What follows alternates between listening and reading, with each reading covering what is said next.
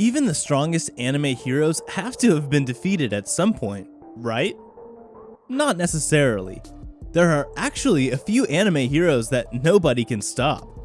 So welcome back to Animeology, and today we will show you the top 10 anime where the main character is an ultimate being that nobody can stop.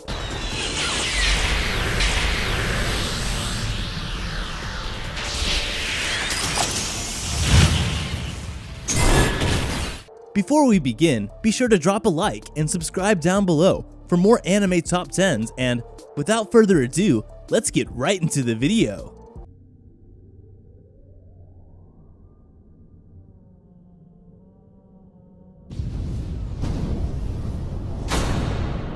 Number 10. Tenchi Muyo.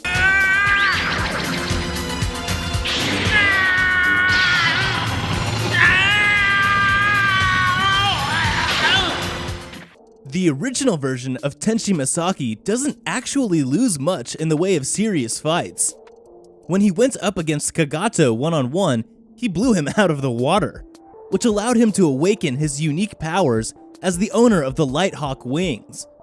After that, it becomes progressively more difficult to beat him as he masters more and more of his powers. He's been trained by the most impressive swordsman Jorai has ever had because of his granddad, who was the only person capable of beating Ryoko when she was on her initial rampage. Despite the short length of episodes, Tenchi Muyo is a great OVA series for those looking for sci-fi comedy. Oh, there's action and romance, but you will stay for the ladies. It runs a gambit of many things, but sci-fi comedy really is the best description. You'll get a laugh out of this crazy bunch, and some might even make you cry once you learn more about them. Tenchi Muyo is a great, if short, introduction to anime and the harem subgenre. If you're into something that is a bit more relaxed but still crazy, then try it out. Number 9. Gurren Lagann.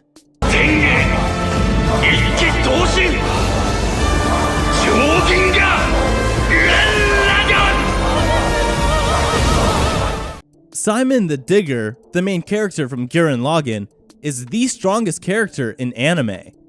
Stronger than Goku, stronger than Golden Experience Requiem from JoJo's Bizarre Adventure, and even stronger than Saitama from One Punch Man. Simon might have started the series as a nervous young man who lacked confidence in his abilities, but none of his actual conflicts support that understanding of himself. When it comes to actual conflicts with the Anti-Spirals and other opponents, he's never once been defeated. Not to say he's never lost anything significant in battle. Kamina's demise impacted him deeply, but he's never actually been defeated himself. Gurren Lagann is a fantastic anime, and may perhaps be the best one of all time.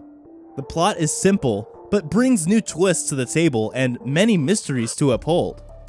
The characters are great and spectacular, and all of their arcs are well done. And at number 8, haven't you heard? I'm Sakamoto.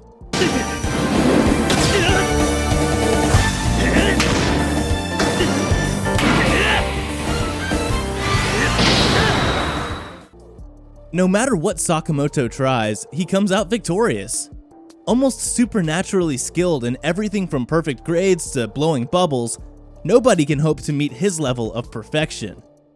This riles up the boys in his class, who are jealous of the attention he gets from girls, which sometimes leads them to challenge him to various fights and contests. All of these efforts are in vain, of course, because Sakamoto is completely unbeatable.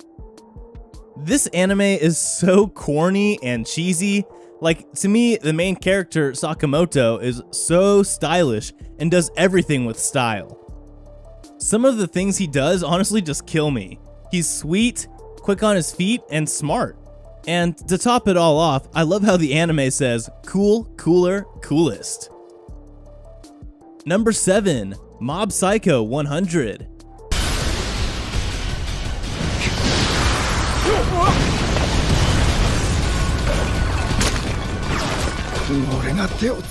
Mob Kageyama is a powerful psychic whose abilities transcend those of anyone else around him.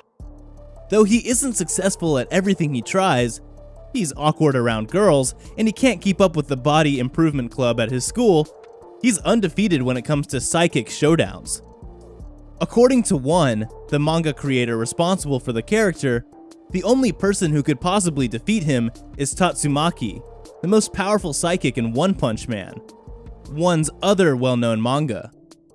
The amazing thing about Mob Psycho 100 is the excitement while feeling less of an anime but more like a comic action flick. As an adaptation, the show is stuffed with action, personality, and creativity. I can't remember any episode where I was watching the clock and, in fact, often feel like the episodes go way too fast. Mob Psycho 100 is a showcase of the best things anime has to offer and is the epitome of great storytelling, animation, pacing, character development, comedy, and of course, action. The main character is lovable. The characters are hilarious, creative, and well thought out development-wise. Number 6. The Disastrous Life of Saiki K. 外野へパスして内野に仲間が増えれば僕の衣装も薄まる。ただ届かなかったら困るから気持ち強めに。Saiki Kuso is what you get when you cross Saitama with Mob. He's a gifted psychic who can defeat anyone who challenges him with no trouble. What Saiki really wants, however, isn't to win. Instead, he just wants to be able to lead a normal life without a lot of extra hassle. Sure, he could teleport when he was only a year old and could easily destroy the world if he wanted to, but he just wants to relax and eat junk food. Will he ever get what he wants? Probably not. The variety that having psychic powers provides to the story makes this anime so great. Every episode feels very different to the others thanks to the multiple uses that they have. The humor itself is quite fast-paced and manages to be constantly funny. You will be laughing the whole time you watch this anime. All the side characters get the right amount of screen time to become memorable, yet never feel like they are overused. The fourth wall breaks are fantastic, and I really have to mention the parodies, that are mostly from other popular games and series that everyone knows about, so no one is left with a, well, I don't get it reaction every time they happen. Coming in at number 5, No Game, No Life.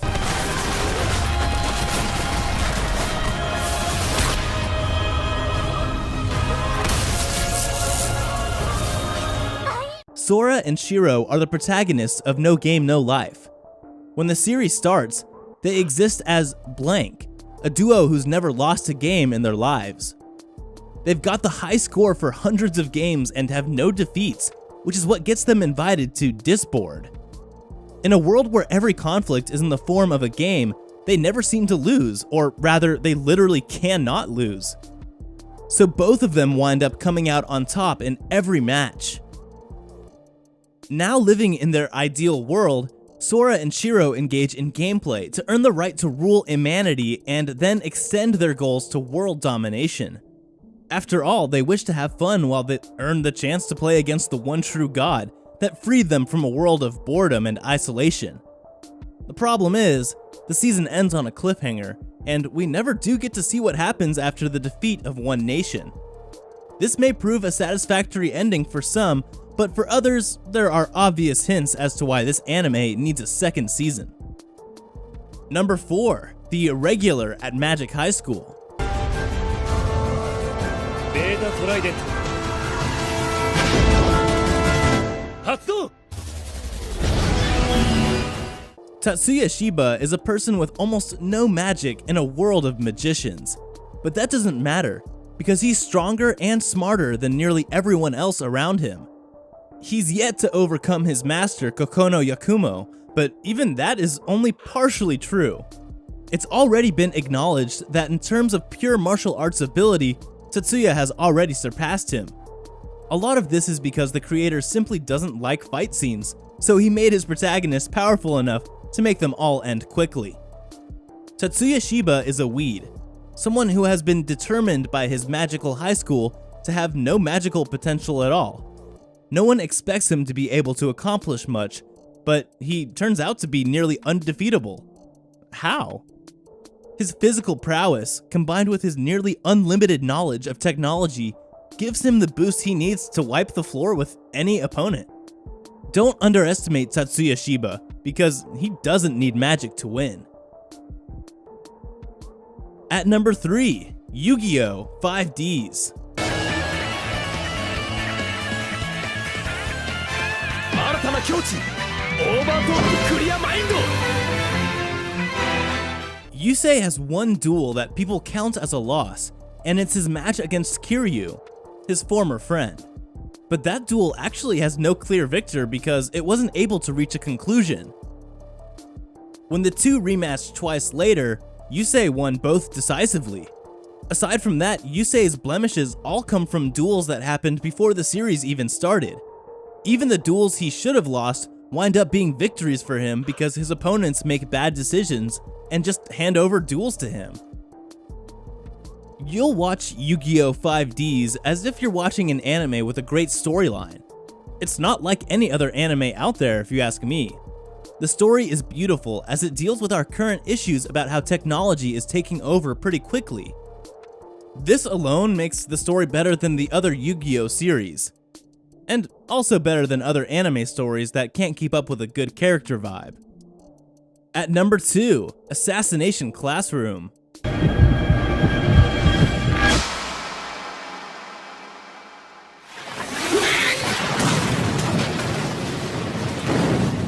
Koro Sensei is a tentacle monster with a smiley face for a head, so he doesn't exactly look like he's impossible to defeat. Looks can be deceiving, however.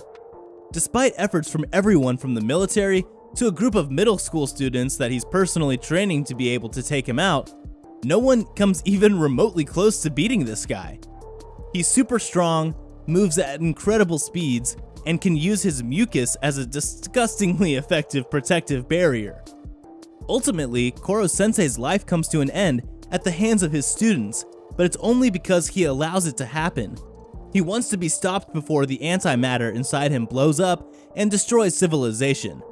Because he's the one who trained the kids to be able to do it, this counts as more of a victory than a defeat. There's enough action, suspense, and plot twists to keep about anyone interested for 50+ episodes. I would recommend this to anyone. Assassination Classroom is considered to be one of the best animes in Japan because we see how Koro Sensei makes Class 3E the worst student to the best student. And finally, at number 1, One Punch Man.